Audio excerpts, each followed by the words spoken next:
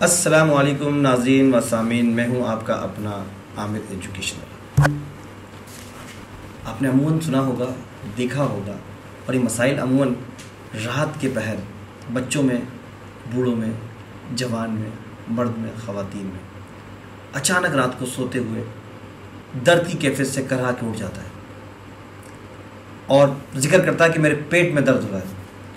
और वो पेट में दर्द बेसिकली क्या हो रहा होता है, एक पेट के अंदर एक हपारा सा, एक ब्लोटिंग टाइप का, एक गैस का गोला सा बन जाता है जो आपको मुस्तकिल आपकी मैदे के अंदर, पेट के अंदर घूम रहा होता है और इस तरीके से आपको तकलीफ दे रहा होता है कि आप न बैठ रहे होते हैं, न लेट रहे होते हैं, न नींद आ रही होती है। तो ये जो हपारा या ब्लोटिंग टाइप की जो चीज़ें या बीमारियाँ हो जाती हैं, ये हमारी खाने में बदएहतियाती होती है। इसको हम गैस्ट्रिक का भी एक नाम दे सकते हैं, लेकिन डॉक्टर साहब बेहतर बताएंगे।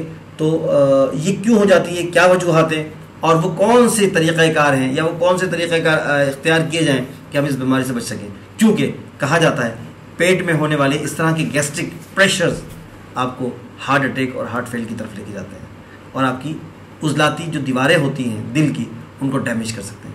अस्सलाम वालेकुम। वालेकुम सलाम भाई। डॉक्टर साहब, ब्लोटिंग और अफारा जो टाइप की जो चीज़ होती है कि गैस्ट्रिक हो जाना या इस तरह की चीज़ें, ये क्या है, क्या वजूहात हैं, किस उम्र में ज़्यादा होता है और इसके क्या नुकसानात हैं और इससे कैसे बचा जाए? जी आमिर भाई, ब्लोटिंग या आपका जो ब्लोटिंग ऐसी कंडीशन है जिसमें आपका पेट जो है ना वो फूल सा जाता है और आपको जितना आपका पेट लगता है ना उतना उससे ज़्यादा हुआ होता है, सख्त सा होता है, सख्त सी फीलिंग होती है जैसे गैस फंसी हुई है या ना फूल गया होता है पेट। अब इसके कुछ ऐसे रीजंस हैं या आप ऐसे अपनी लाइफस्टाइल में चेंजेस ला सकते हैं जिससे कि आप ब्लोटिंग से निजात पा सकते हैं। सिर्फ ब्लोटिंग से निजात नहीं बल्कि जो आपका फैट है आपके पेट पे वो भी कम हो सकता है। अच्छा, देखिए सबसे पहले तो है कि आपको ये जो हमारी आदत होगी ना खाने की, मतलब कि मैं इसको खाना नहीं कहूँगा, मैं कहूँगा चरने की। जैसे एक बकरा हर वक्त खाता रहता है, वैसे इंसानों की भी वही आदत होगी है कि सुबह नाश्ता कर लिया, फिर उसके बाद दोपहर के खाने से पहले कुछ चीज़ें खा ली, बल्कि पूरा दिन हम खाते रहते हैं। कभी यहाँ से कुछ चीज़ आ गई, एक मिठाई खा ली, चाय पी ली, उसके बाद खाना आ गया, खाने के बाद फिर शाम की चाय पी ली। तो ये जो आदत है ना, ये सबसे पहले बंद करनी होगी। ठीक है। क्योंकि जैसे ही आप खाते हैं आपकी इंसुलिन बढ़ जाती है और जब आपकी इंसुलिन बढ़ती है वो कॉज करती है सोजन, इन्फ्लेमेशन आपके कोलॉन में, जो आपका लार्ज इंटेस्टाइन है ना उसमें, उसको फुला देती है और फिर आपको कॉन्स्टिपेशन और ये दूसरे तीसरे मसले शुरू हो जाते हैं। आप 3 मील्स खाएं जिस तरह लोग खाते हैं, या उससे बेहतर है कि 2 मील्स खाएं। अच्छा, मतलब कि 2 वक्त खाना खाएं। सिर्फ 2 वक्त खाने का मतलब है कि बीच में एक दाना भी नहीं खाना। अच्छा, 2 वक्त खाने का मतलब 2 वक्त खाना। तीसरा वक्त खाना छोड़ दें, रात का खाना। रात का खाना आपकी बॉडी को मिल जाता है, जितना फैट होता है ना हमारे ऊपर, वो बॉडी उसको खाना बना के खा रही होती है। तो आपको और डालने की जरूरत नहीं पड़ती खाना। ये सिर्फ मेंटल गेम होती है जिससे इंसान खाता रहता है। तो अगर आपका इंसुलिन का लेवल ऊपर होएगा तो आपको ब्लोटिंग होगी, आपका इंसुलिन का लेवल नीचे आएगा आपको ब्लोटिंग नहीं होगी। तो ये आपका एक हो गया कि आप ये ग्रेजिंग खत्म करें, खाना बहुत ज़्यादा खाना बंद करें। उसके बाद हमारी कुछ सब्जियां हैं जो ये कॉज करती हैं। अच्छा, अब हर इंसान के लिए फ़र्क होता है। मेरे लिए ये है कि मैं अगर ये गोभी खा लूँ ना ज़्यादा तो मुझे ये ब्लोटिंग शुरू हो जाती है। अच्छा, अब किसी और को होएगा कि वो किसी और सब्जी की वजह से, दाल खाने से हो जाता है, चने की दाल या किसी और सब्जी की वजह से आलू से हो जाता है। तो आप उस चीज़ को मत खाएं जिससे आपको ब्लोटिंग होती है, उस सब्जी को मत खाएं जिससे आपको ब्लोटिंग होती है। उसके बाद आपका आ जाता है ये आपकी जो कार्बोहाइड्रेट्स हैं और ये जो आपकी गंदम, दालें, आपकी मकई, ये जो होते हैं दाने होते हैं जिनसे रोटी हम खाना बनाते हैं। जी जी, ये चीज़ें ना, इन सब में एक केमिकल होता है जिसका नाम है ग्लूटन। अच्छा, ये इतना ख़तरनाक है कि ये हमारे अंदर बहुत एक्सट्रीम किस्म की इन्फ्लेमेशन करता है, बहुत एक्सट्रीम किस्म की ना सोजन करता है हमारे वो कोलॉन पे जाके। अच्छा, हमारे इंटेस्टाइन को जाके ना फुला देता है, कॉन्स्टिपेशन हो जाती है। और ये नंबर 1 कॉज है, लोगों को कॉन्स्टिपेशन की वजह से लोगों की डेथ तक हो जाती है, अजियत हो जाती है इंसानों को।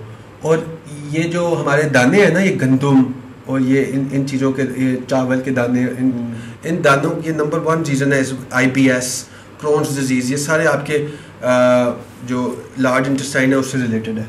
तो इनको आप छोड़ दें क्योंकि ये होते भी, इनमें होती भी शुगर है, ये आपके इंसुलिन को भी ऊपर बढ़ाती है। तीसरा है आपका चौथा है आपका ओवर ईटिंग, जो मतलब कि आपने खा लिया खाना कि दिल भर गया लेकिन आंखें नहीं बढ़ती, ठीक है ना, तो आप खाई जाते हो, आप रेस्टोरेंट में चले जाते हो, शादियों पे चले जाते हो, तो प्लीज़ आप देखें कि आप पेट भर गया है, थोड़ा सा खा लिया है तो उसको छोड़ दें, बाकी को ज़रूरी नहीं कि बहुत ज़्यादा खाना है तो आपने ज़्यादा खा लेना, उससे फिर ब्लोटिंग हो जाएगी, उससे फिर मसला हो जाएगा। मुझे यहाँ पर एक बात याद आई डॉक्टर साहब कि सुन्नत रसूल सल्लल्लाहु अलैहि वसल्लम ये है कि खाना आप खाएं, खूब खाएं, शेर होकर खाएं, लेकिन थोड़ा सा उसमें जगह छोड़ दें। जब यानी खाना आप ख़त्म करें तो अपने पेट में थोड़ी सी जगह छोड़ दें, यानी फुल यानी कि आप यहाँ तक ना भर लें, बल्कि थोड़ा सा मैदे में जगह छोड़ दें। तो मुझे ये समझ में आ रही है कि डॉक्टर साहब की बात बिल्कुल दुरुस्त है यहाँ पर। जी डॉक्टर। बिल्कुल। पांचवी जो है जो आप चीज़ का देख सकते हैं ब्लोटिंग की वजह, वो है बिना भूख के खाना खाना शुरू करना। मतलब कि ये हमें बचपन से बताया गया है कि नाश्ता करो, दोपहर का खाना खाओ, रात का खाना खाओ, चाहे भूख है या नहीं है, खाना है। प्लीज़ प्लीज़ प्लीज़ ये बात बिल्कुल सच नहीं है। ब्रेकफास्ट कोई ज़रूरी नहीं है इंसान के लिए, दोपहर का खाना कोई ज़रूरी नहीं है इंसान के लिए। जब भूख ना हो तो मत खाए, जब भूख हो तो फिर आप उसको खा सकते हो। जब आपको भूख नहीं होती ना तो मतलब यह है कि आपकी बॉडी अपना अंदर से फैट खा रही है, सही है, वो उसको पूरा मिल रहा है जो मिलना है। लेकिन कई लोगों का माइंड में ये होता है कि अब 4 बज गए तो अब खाना ही खाना है, नहीं अब 7 बज गए तो खाना ही खाना है, भूख है या नहीं है। तो खाना जो पुराना वाला है, देखें आपको भूख नहीं लगी, उसके काफ़ी वजूहात हो सकती हैं। एक कि आपका खाना बॉडी से जा रहा है, दूसरा कि आपका पुराना वाला खाना ही अभी हाजमा हो रहा है, वो हजम ही नहीं हुआ, आप और डाली जा रहे हो, आप और डाली जा रहे हो, प्रोसेस नहीं हुआ, तो फिर उससे भी ब्लोटिंग आपको बढ़ जाएगी आपकी। तो ये बड़ी ही सिंपल सी बातें हैं जो लोग भूल जाते हैं।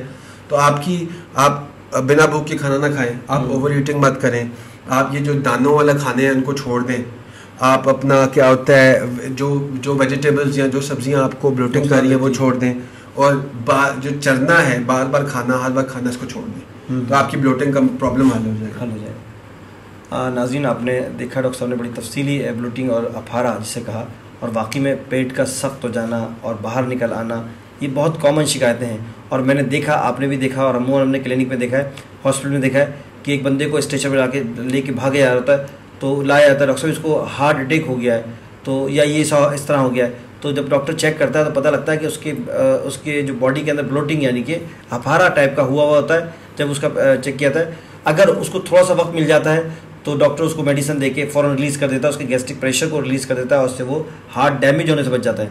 देखिए, हार्ट का अटैक होना दरअसल इस तरफ इशारा है कि आपके दिल की दीवारों पर उजलाती दीवारों पर उस पर प्रेशर डेवलप हुआ है, जिसकी वजह से आपका दिल डैमेज होने की तरफ जा रहा है। और अगर ये प्रेशर मुसलसल डेवलप होता रहेगा तो क्या होता है, आपका हार्ट फेल हो जाता है। तो लिहाजा हमें हार्ट अटैक से बचना है, और हार्ट अटैक बचने के लिए हमें दिल के अतराफ में तमाम की तमाम चीज़ों को कंट्रोल रखना पड़ेगा, और अपनी डाइट पर नज़र रखनी पड़ेगी। ज़रूरत हो तो खाया जाए। देखिए, वो कहते हैं ना कि इंसान का पेट तो अपना है, अगर खाना पराये का है लेकिन पेट अपना है, और सेहत सबसे बड़ी चीज़ है। तो हमें ख्याल करना चाहिए, और सुन्नत रसूल के मुताबिक सल्लल्लाहु अलैहि वसल्लम के मुताबिक कि खाना इतना खाइए कि आप थोड़ी सी जगह उसमें छोड़ दीजिए, तो ये बहुत फ़ायदेमंद। और रात के खाने के हवाले से डॉक्टर साहब ने बात बोली, सही कहा कि हमारी फ़ैट को अगर वो लेके खा रहे हैं तो उसका एक फ़ायदा ये है कि हमारी बॉडी की फ़ैट्स भी कम हो रही है और कंट्रोल और बैलेंस हो रही है। मुझे दीजिए इजाज़त, आमिर एजुकेशन वाला। अस्सलाम वालेकुम।